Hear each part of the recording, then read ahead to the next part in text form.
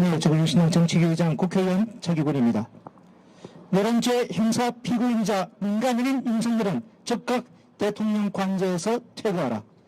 내란 속의 윤석열이 지난 4월 4일 오전 11시 22분 파면되었습니다. 국민의 뜻에 따른 당연한 결과입니다.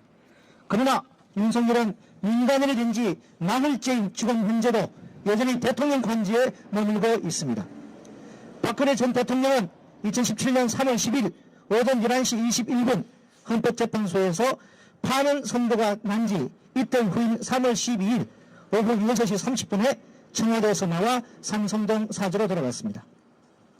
문재인 전 대통령은 퇴임 하루 전인 2022년 5월 9일 청와대 관저를 나와 호텔에서 하룻밤을 묵은 후 이튿날인 5월 10일 윤석열 전 대통령 취임식에 참석했습니다. 윤석열이 사전 협의도 없이 청와대 완전 개방 시각을 5월 10일 0시로 정하여 청와대를 나가라고 압박했기 때문입니다. 그런데 윤석열은 뭡니까? 파면 선거 당일인 4일에는 반성문에서도 부족한 판국에 그동안 대한민국을 위해 일할 수 있어서 영광이었다는 뻔뻔한 메시지를 냈습니다. 어려운 시기를 만든 장본인이 유체이탈 화법으로 잠꼬대를 한 것입니다. 게다가 어제 6일에는 헌법소의 관점에서 용납될 수 없는 중대한 법 위반 행위라며 파면을 선고한 헌법재판소의 결정에 사실상 불복하며 본인의 지지층에 감사를 표하는 메시지까지 냈습니다. 국민에게 파면 나간 자가 아무런 반성도 없이 관저에 눌러앉아 여전히 대통령인 것처럼 정치적 메시지를 내고 국민을 분열시키고 있는 것입니다. 확실하게 말씀드립니다. 윤석열은 더 이상 대통령이 아닙니다. 내단 우두머리 혐의로 형사재판이 진행 중인 민간인이자 형사 피고인입니다. 오늘 14일에는 1차 공판도 시작됩니다. 내란죄로 기소되어 형사재판을 받고 있는 민간인이 대통령 관저에 있을 수는 없습니다. 지금 당장 방 빼야 합니다. 형사 피고인 윤석열이 관저에 계속 있으면 내란죄 증거가 인멸될 우려가 매우 큽니다.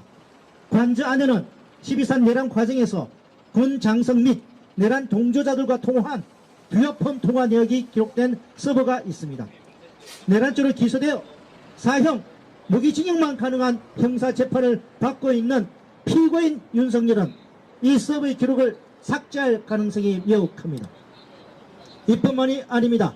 스스로 대통령병에 취해 사실상 국정농단을 일삼은 김건희는 도이치모터스 주가 조작, 성부토건 연루비리, 명품백 수수 의혹, 양평 고속도로 노선 특혜 변경 등으로 각종 수사를 받아야 할 수사 대상자입니다. 김건희 역시 관저 안에서 증거를 인멸할 가능성이 매우 높습니다. 내란 속의 형사 피고인 윤석열과 내란의 실질적 배우인 김건희가 대통령 관저에 있는 이상 현재의 파면 선고는 완성될 수 없습니다.